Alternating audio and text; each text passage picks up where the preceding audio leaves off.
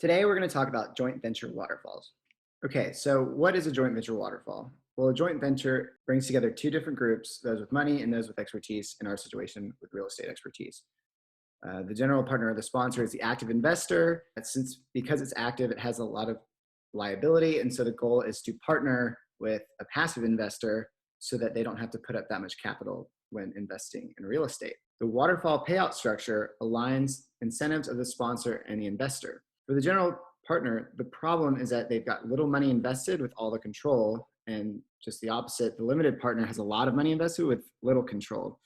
The payout scheme incentivizes the general partner to perform well by allowing it to only do well if the limited partner does well.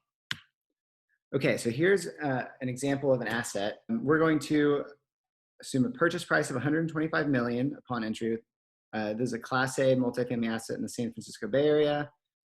Given the exit cap rate of 4.5 and disposition net operating income of 8.1 million, we're suggesting that we can sell the asset at 181 million. So net proceeds for investors is going to be 119 million.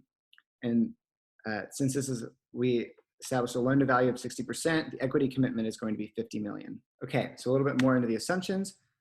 So the sponsor, which would be us, would put up $5 million, and the investors, or the limited partner, the passive investor, would put up 45 million.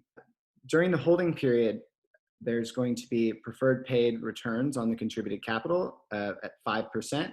And then anything that's unpaid will gain a 2% interest accrual throughout the period. Once the asset is sold, then there's different tiers to reward the investor, the sponsor investor, based on superior performance. So tier one, all capital will be returned. Tier two, there'll be repayment of any preferred returns not paid during the holding period. In tier three, there will be a hurdle rate at 8%, in which the investor is paid 90% of that and the sponsor is paid 10% of that. And then in tier four is where the sponsor is rewarded disproportionately by getting 20% of any returns in excess of 8%, and the investor gets 80%. And then in tier five, to further reward the sponsor, the remaining cash is split 50-50. So here is kind of a payout chart, you could say, of kind of showing the superior performance reward that the sponsor gets. The sponsor gets a return of 16%, and the investor gets a return of 11%, which is still above the 8% return, which aligns with core Class A properties. So here we'll get into the model. During the holding period, the preferred paid return is supposed to be 2.5 million.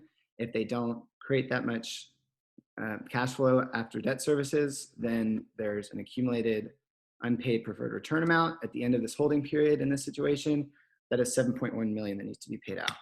So after tier one, we return the capital, which is 50 million. At the end of this tier, we've got 69 million left. So we're good to go for the next one. We pay off the preferred returns, which is 7.1 million, and we still have excess cash.